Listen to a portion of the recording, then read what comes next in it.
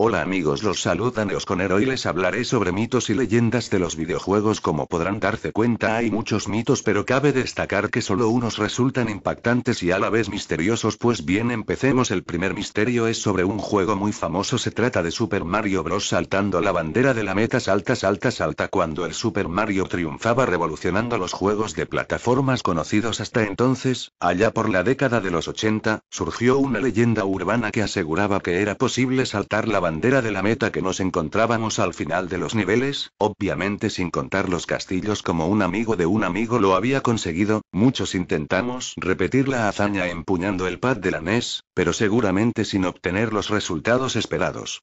¿Será posible saltar la bandera? ¿Qué habrá detrás del castillo? Para responder a estas preguntas lo mejor será que veas el siguiente vídeo.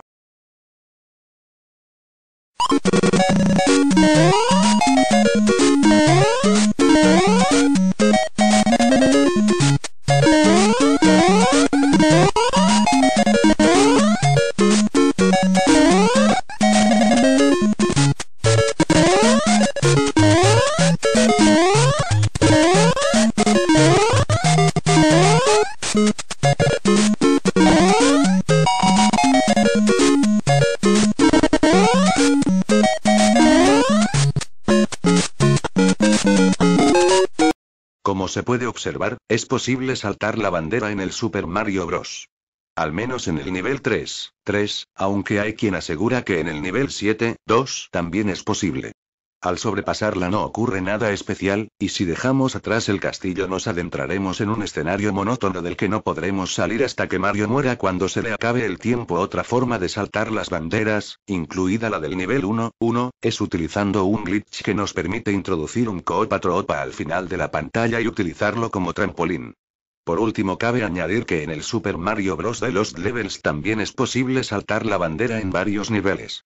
Misterioso, ¿verdad? Pues bien, pasemos al siguiente misterio. Se llama el Street Fighter raro. Cuando los salones de máquinas arcade eran un negocio rentable, no como ahora que las únicas máquinas que dan dinero son las tragaperras, jajajajajajajajaja. Hablando con los amigos surgían historias sobre máquinas iguales en las que el juego era algo distinto.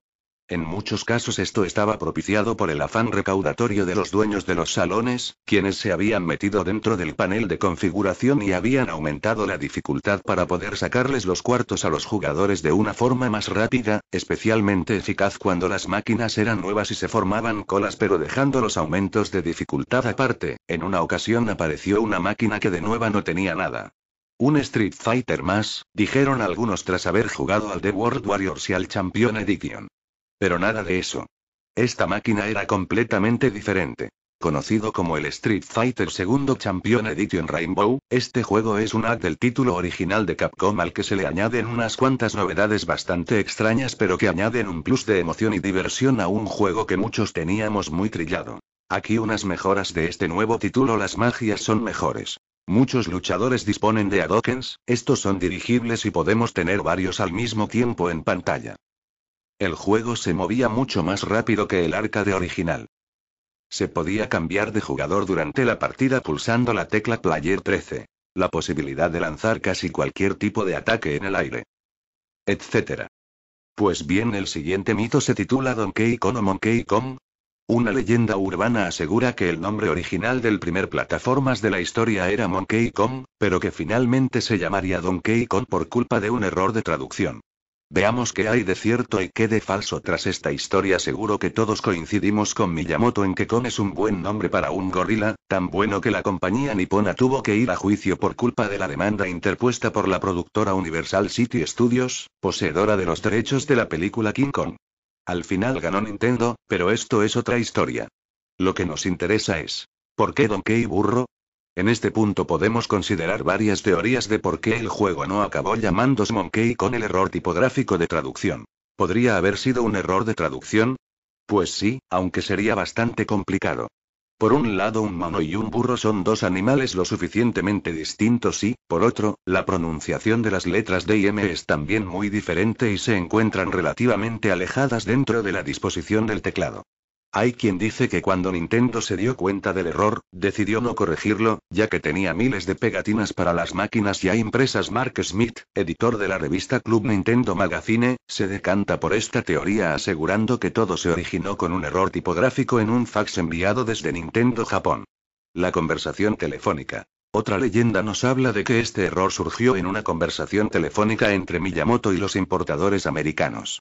Cuando Miyamoto pronunció el título del juego Monkey Kong, los importadores entendieron Donkey Kong por culpa de la mala calidad de la línea del carácter del protagonista. Esta última historia nos cuenta que a la hora de bautizar al gorila protagonista, Miyamoto buscó un adjetivo que definiese el carácter del simio.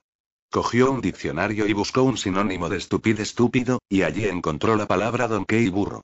En realidad, no hay indicios de que el nombre Donkey Kong se deba a un fallo tipográfico en un fax, a una mala pronunciación o a un error de traducción.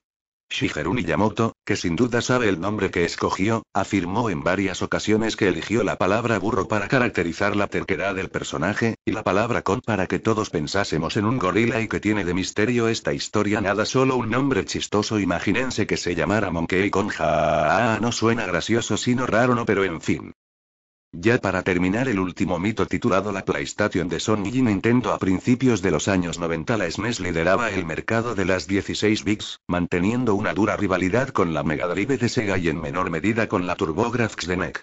Por aquel entonces la palabra multimedia sonaba a futuro, y se llegó a pensar que la compañía que dotase a su sistema de la capacidad de reproducir CDs podría alcanzar el liderato sin despeinarse. Así comenzó una de las batallas de marketing más duras de la historia de los videojuegos. Las revistas del sector se llenaron de noticias que no hacían más que crear e incrementar la expectación de los usuarios. El Turbo CD de NEC o el Sega CD de Sega prometían juegos con mejores gráficos, un sonido de cine y una duración nunca vista hasta la fecha. ¿Y Nintendo? Pues como buena previsora tenía unas bajo la manga desde hacía mucho tiempo. Cuando la Super Nintendo era tan solo un prototipo, firmó un acuerdo con Sony para utilizar su procesador de sonido y diversos componentes en la fabricación de su consola, y en el caso de que ésta dispusiese de una unidad de CD, Sony sería la encargada de fabricarla. Por otra parte, Sony se reservaba el derecho de comercializar una videoconsola compatible con los juegos de la 16 bits de Nintendo y con el Super CD. Así pues, Sony y Nintendo presentaron de la mano la unidad lectora de CDs para la Super Nintendo bajo el nombre de SNES PlayStation Project, pero este acuerdo entre las dos compañías niponas ponía en desventaja a Nintendo. Habían cambiado muchas cosas en los últimos años, y la Super Nintendo ostentaba una posición muy envidiable en el mercado. En el caso de llevarse el contrato a cabo, Nintendo dependería de Sony para la fabricación del SNES CD, y por otra parte Sony podría lanzar su propia consola compatible, plantando cara en el terreno de juego a la 16 bits de Nintendo. Prototipo de PA y de disco de la SNES PlayStation Project. También hubo discusiones en cuanto al formato del CD a emplear. Nintendo venía escaldada de las consolas y cartuchos piratas de la época de la NES, y quería desarrollar un sistema muy seguro, por lo que le pidió a Sony un CD de 580 MB recubierto de una carcasa de plástico, en donde hubiese un chip de memoria de 54 KB para salvar las partidas. Sony en cambio no estaba dispuesta a utilizar CDs que no respetasen su formato estándar. Entonces, las negociaciones entre ambas compañías se rompieron y Nintendo dejó a Sony de lado para negociar con Philips la creación del SNES CD. Entre ambas compañías llegarían a un acuerdo por el cual Philips desarrollaría el lector y lo haría compatible con su futura consola CDI, y además dispondría de algunas de las mejores licencias de la gran N como Zelda y Mario. Sin embargo, Sony no se quedaría de brazos cruzados mientras veía como Nintendo y Philips se repartían su pastel, y llevó a Nintendo a los tribunales por incumplimiento de contrato. Para dar fin a todo este culebrón, las tres compañías llegaron finalmente a un acuerdo para desarrollar de forma conjunta la unidad lectora cuando parecía inminente el lanzamiento e incluso se había fijado precio de salida, $299. De repente todo quedó en nada y nadie volvió a sacar el tema. La Sega CD y el Turbo CD no lograron el éxito que esperaban. El chip FX dotaba a los juegos de una atractiva apariencia gráfica poligonal. Eran tres compañías las que se repartían los beneficios, así que tocaba a menos por barba.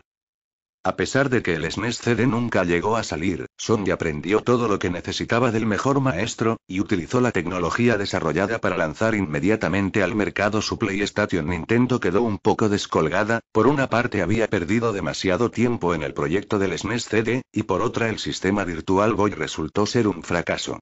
Entre una cosa y otra no reaccionó a tiempo lanzando una videoconsola de 32 bits, y para cuando tuvo listos los deberes con la Nintendo 64, Sony ya dominaba el mercado. Nintendo había creado un monstruo. Pues bien, ojalá y les haya gustado mi vídeo. No olviden comentar y suscribirse. Gracias.